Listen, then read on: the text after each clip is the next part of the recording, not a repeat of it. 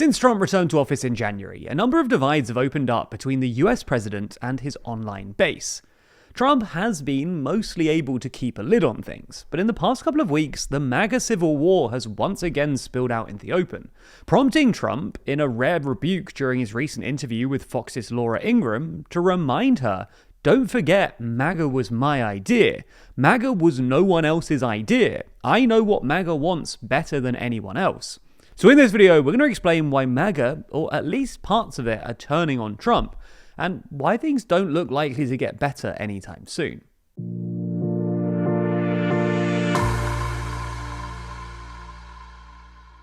We've just released a brand new coffee table book called Assembly Required, which runs through the stories behind some of the world's most beautiful parliament buildings. It's 300 pages long, features hundreds of photos, as well as custom designed floor plans and maps, all alongside the stories of each building written out by our team. Find out more and pick up a copy by clicking the link in the description. So as we see it, there are three big divides within the MAGA movement: immigration, Epstein, and foreign policy, which have all been exacerbated by recent events. Let's start with immigration. In short, there's always been a divide within MAGA between hardliners who want literally zero immigration and lots of deportations, and those who want less immigration overall, and especially what they see as illegal immigration, but still think that you need some legal immigration for both economic reasons and to protect America's status as the world's hegemon. In the first camp, you've got people like Tucker Carlson, who recently called for Trump to, quote, shut down all immigration until unity is restored, as well as the late Charlie Kirk, who was originally in favor of legal immigration but changed his mind sometime around 2020. And in the second camp, you've got the tech bros like Elon Musk and Mark Andreessen, who think that legal immigration is a good way of bringing talent into the US and a key advantage in America's geopolitical battle against China, which obviously has more people than the US, but is less open to immigration. The flashpoint of this debate has long been the H-1B visa for high-skilled workers, which became a particularly hot topic back in December, when Elon Musk came out in favor of it, triggering a furious backlash on Twitter. For a while, it looked like this issue had been settled, but Trump reopened it during his interview with Laura Ingraham, when Trump defended the visa on the grounds that you've got to have talent. In a slightly astonishing exchange, Ingraham replied by saying that we've got plenty of talent in America, to which Trump retorted, "No, you don't."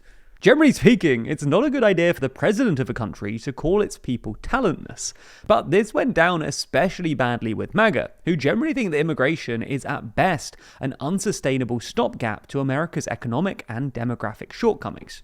Trump then went on to reference the ICE crackdown on the Hyundai plant in September, when ICE detained and deported hundreds of South Korean workers. Even though these South Korean workers were actually on the wrong sort of visa, this seems to have been a bit of a turning point for Trump, who put out a hasty Truth Social post insisting that he didn't want to scare foreign workers away.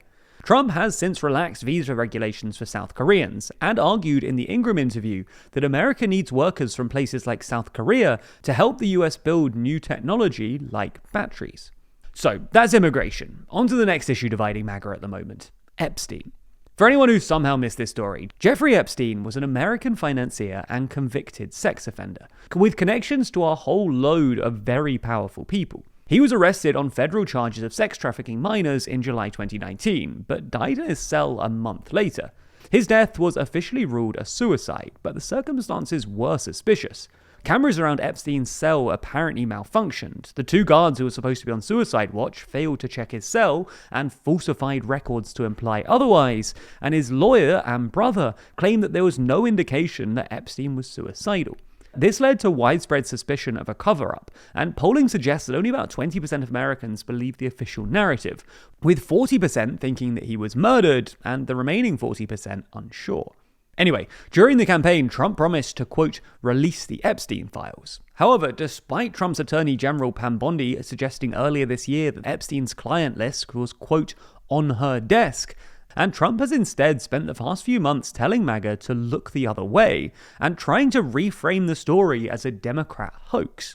This didn't really work, and ever since then, the story has sort of trickled along, but early this week it returned to the headlines after Democrats on the House Oversight Committee forced House Republicans to release tens of thousands of new emails from Epstein, obtained by the committee after it subpoenaed Epstein's estate. In these new emails, Epstein is quoted as saying, "Of course Trump knew about the girls," and describing Trump as both, quote, "dangerous" and the worst person he knows.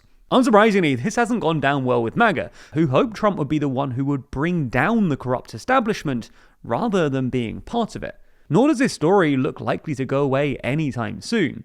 A bipartisan petition forcing the US House to vote on a bill mandating the release of the remaining Epstein files got the necessary signatures on Thursday, which means that it will go to the House for a vote next week.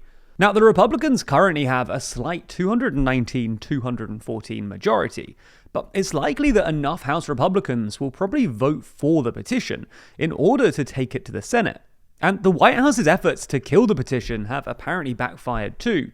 Trump summoned one of the Republican members expected to sign the petition, Lauren Boebert, to the White House early this week in an attempt to get her to withdraw her signature. But this apparently made her only suspect a cover-up even more. If it passes the House, then it will go to the Senate, where again Republicans have a 53-seat majority. And then it will land on Trump's desk. Anyway, the third issue is foreign policy. Broadly speaking, most of MAGA think that Trump's adventurous foreign policy is inconsistent with his America First rhetoric, and think that Trump should instead focus more on domestic issues like inflation. The big issue, though, is Israel. Most of MAGA resent Trump's enthusiastic support for Israel, and see the Israel lobby as a core part of the much-hated establishment. Again, this has been a long-running sore within MAGA, but it's been aggravated by recent events, including Trump's continued interest in invading Venezuela. The GOP's weak results at last week's elections, which Republicans interpreted as yet more evidence that Trump needs to focus on bread and butter issues, and the recent interview between Tucker Carlson and Nick Fuentes, a self-described white nationalist who spends a fair bit of his time online railing against, quote, organized Jewry. That Carlson was willing to sit down with Fuentes and not really push back against him was widely interpreted as proof of quite how far MAGA as an online movement has moved against Israel, and how far apart it has come from Trump on this issue. By now, you probably heard all about this story online, but depending on where you read about it, you might have heard a completely different side of the story. So how are you supposed to know what's real and what's being fabricated by one side or the other? Well, this week we're lucky enough to be sponsored by Ground News, who are the experts in helping you rethink how you consume media online. Their website and app collects thousands of articles, putting them all in one easy-to-access place to help expose outlets' political bias, how relying their reporting practices are, and who owns them, with all of their information backed by ratings from 3 independent news monitoring organizations. And whenever we're faced with a nuanced story, we just head straight to Ground News to get the breakdown on everything we need to understand it better. For example, if you wanted to learn more about the MAGA divides, and this story on former Fox News host Megyn Kelly questioning accusations that Epstein was a paedophile, then we just need to look to Ground News to see that 13 sources are reporting on it, with most of that coverage coming from the left. With those on the left framing Kelly's questioning as disgusting and downplaying his crimes, using terms like MAGA host, while the center outlets reporting on it also use some sensationalist language, like career ending. You can see quickly who owns the outlets behind each story, and that context matters. Once you start noticing how independent sources frame things differently than massive conglomerates, it changes how you read the news. We've even used it to filter out corporate-owned media when we want a wider mix of voices or hone in on the highest-rated factual outlets. It's one of the few tools that actually helps you shape your media diet, not the algorithm. You know it's no secret just how much we appreciate Ground News. Having such an incredible tool to help us stay fully informed and aware of political bias is a game changer in today's media landscape. And as such, we partner with them to offer TLDR viewers 40% off their unlimited access Vantage plan. All you have to do is subscribe through the link in the description, or go to ground.news/TLDR, or even scan the QR code on screen, and you'll be supporting an independent news platform working to make the media landscape more transparent.